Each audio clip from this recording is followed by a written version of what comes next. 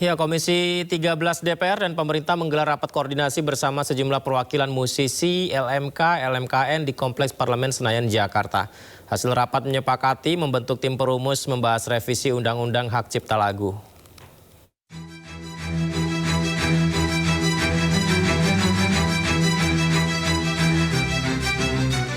Dalam menyelesaikan persoalan royalti musik, Komisi 13 DPR menggelar rapat koordinasi bersama sejumlah perwakilan musisi, LMK, LMKN di Kompleks Parlemen Senayan, Jakarta, Rabu siang. Dalam rapat Komisi 13 DPR bersama pemerintah menyepakati membentuk tim perumus untuk membahas revisi Undang-Undang Hak Cipta Lagu. Pembentukan dilakukan agar dapat menyelesaikan persoalan royalti musik dan mendukung percepatan pembahasan revisi Undang-Undang Hak Cipta agar menyelesaikan masalah di industri musik nasional. Adapun sejumlah musisi tanah air yang hadir dalam rapat seperti Marcel, Ariel Noah, Judika, Bunga Citra Lestari, hingga Once. Disebutkan ada hari ini kan belanja masalah, jadi kita keluarkan semua problem dari sudut pandang penyanyi. Tadi kan juga ada problem dari sudut pandang pencipta. Kita sebagai asosiasi penyanyi dari sudut pandang kami, tadi sudah kita keluarin beberapa permasalahan yang mungkin terjadi. Untuk saat ini sampai segitu dulu. Tadi katanya kan minggu depan diminta untuk terjun langsung juga 3 orang di dalam perumusan. Aku yang sebagai original singer dari lagu ini, apakah iya tiba-tiba mungkin 10 tahun dari sekarang aku dilarang membawakan lagu yang sudah aku besarkan, aku populerkan. Nah itu nanti aku jadi gimana nih nasibnya gitu.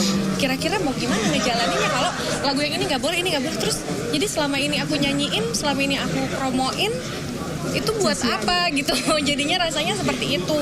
Tapi tentunya dari penyanyi juga ingin semuanya mendapatkan haknya, pencipta bisa mendapatkan haknya. Benar, karena kita datang ke negara, nanti kalau negara yang ngomong kan nggak baik kita yang ke IO misalnya, ke penyelenggara. Negara udah bilang aturannya begini, jadi kita nggak perlu lagi kasih tahu ini yang ini kamu harus bayar, enggak, karena memang sudah ada regulasinya, itu yang kita walaupun itu sudah kita lakukan. Sudah.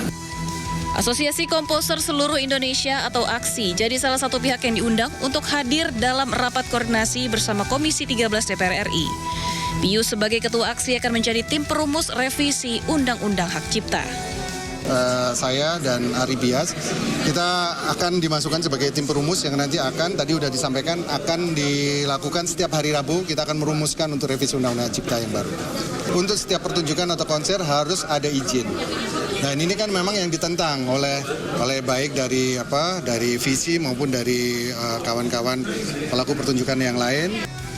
Dalam rapat sempat diwarnai interupsi dari musisi sekaligus anggota Komisi 10 DPR RI Ahmad Dhani. Namun pimpinan rapat menegaskan forum tersebut bukan tempat berdebat, melainkan belanja masalah untuk merumuskan solusi. Ini siang ini juga kesepakatan pembentukan tim perumus untuk mulai membahas materi Undang-Undang Hak Cipta ini. Dari pembahasan dengan sejumlah musisi ini diharapkan tidak ada lagi chaos di publik terkait royalti. Baik penyanyi, komposer, hingga pencipta lagu bisa mendapatkan hak yang sama. Dari Jakarta, Abdul Aziz, iNews melaporkan. Pemirsa, ratusan siswa SD dan taman kanak-kanak di Kabupaten Lebong, Bengkulu keracunan hingga dilarikan ke rumah sakit. Para siswa mual hingga sesak nafas diduga usai menyantap makanan bergizi gratis.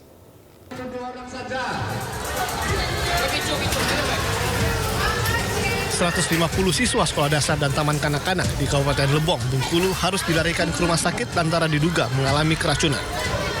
Kejadian ini bermula saat pihak sekolah membagikan menu makanan bergizi gratis berupa bakso, sayuran, jagung, sawi, dan wortel, mie kuning, serta tahu. Menu tersebut mulai dibagikan sekitar pukul 9 pagi di SDIT Al-Azhar Sukabumi. Sekitar 15 menit kemudian, sejumlah anak-anak mengeluh pusing, sakit perut, dan sesak napas bahkan hingga pingsan. Kondisi serupa juga dialami siswa di Taman Kanak-kanak Halak Mulia, Sukabumi, TK Azahra, dan SD Muhammadiyah Ujung Tanjung, Kabupaten Lebong. Minta tolong ya. Kami hari ini kami tidak tahu ada jadwal. Tidak dilakukan intinya ya. Tidak dilakukan jadwal kami. Tidak tahu jadwal maksudnya. Itu kira itu. Ratusan siswa yang diduga keracunan ini kini mendapat perawatan intensif di RSUD Lebong. Saat ini, Dinas Kesehatan Lebong bersama polisi masih menyelidiki penyebab ratusan siswa SD dan TK ini keracunan. Dari Lebong, Bengkulu, Widodo Waluyo, iNews melaporkan. Selain di Bengkulu, pemirsa, sejumlah siswa di Sragen juga sempat mengalami mual dan pusing usai menyantap makanan bergizi gratis.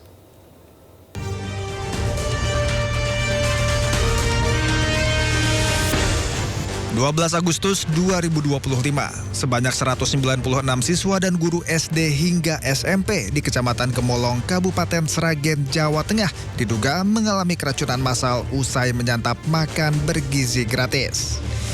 Mereka mengalami keluhan seperti mual, pusing, hingga diare.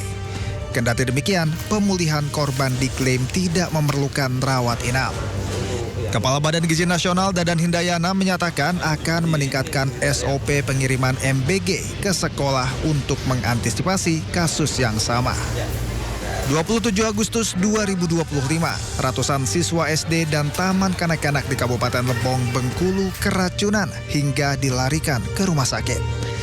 Para siswa mual hingga sesak nafas diduga usai menyantap makan bergizi gratis. Sementara itu, pemirsa, heboh, nampan makan bergizi gratis MBG diduga mengandung minyak babi. Pemerintah siap melakukan uji laboratorium dengan melibatkan BPOM.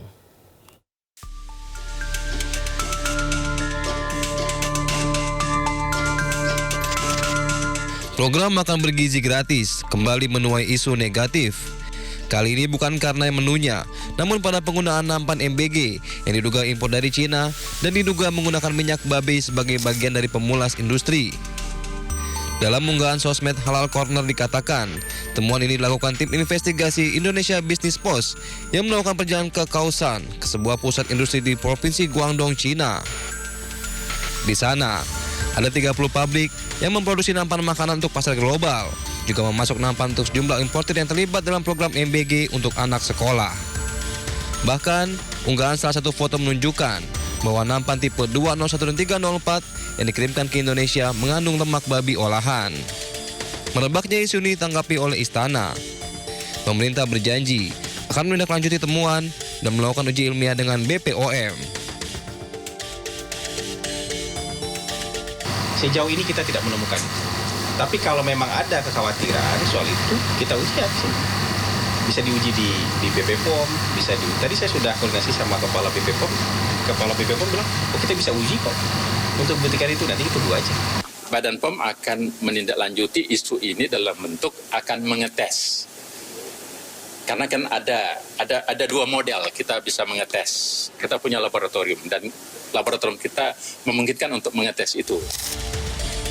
Pemerintah juga mengimbau masyarakat tak mudah terpengaruh isu sensitif yang belum terverifikasi. Pemerintah akan memastikan keamanan dan keselamatan para penerima MBG. Dari Jakarta, Rizky Ihwal, Pandu Priyo, iNews melaporkan.